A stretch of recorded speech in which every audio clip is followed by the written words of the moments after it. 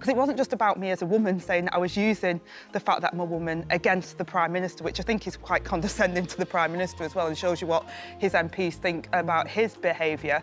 But it was also about, it was steeped in classism as well and about where I come from and how I grew up. It and really was. the fact that I must be thick and I must be stupid because I went to a comprehensive school.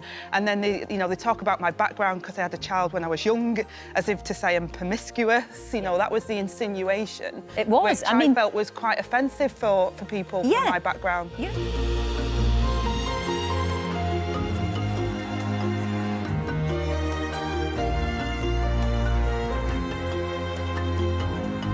I have to say, I thought it was the most appalling load of sexist, misogynist tripe, and I immediately got in touch with Angela, and we had a very friendly exchange. And if we ever find who was responsible for it, I don't know what we'll do with them, but we'll be the terrors of the earth. But it's totally intolerable, that kind of thing.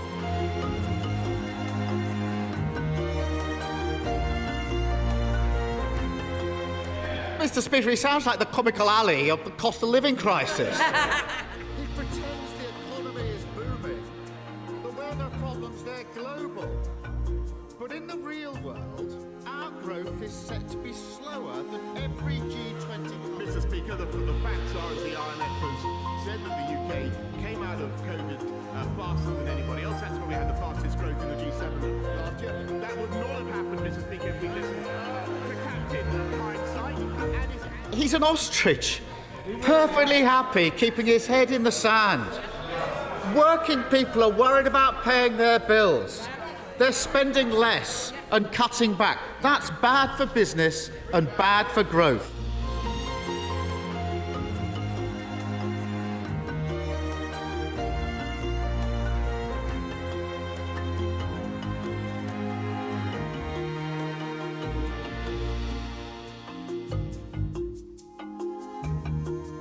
Is it true that you call one of these rebellious Tory MPs who doesn't want you to be Prime Minister anymore, Tobias Ellwood, that C-word Ellwood?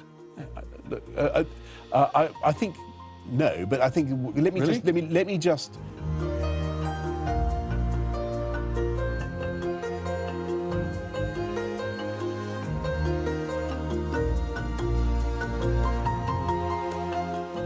There's a whole range of stories, even this year, involving different MPs that gives a sense that there's a cultural problem inside Parliament.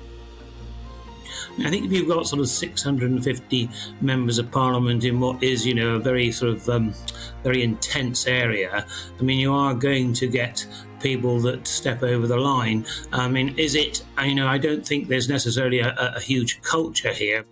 I thought I may as well come and tell the truth, and that's why I'm resigning. But you could have viewed this content privately in your own time, but you chose to do it in the chamber of the House of Commons. Yeah, madness, total madness. I'm not going to defend it. I'm also not going to defend what I did. What I did was absolutely, totally wrong.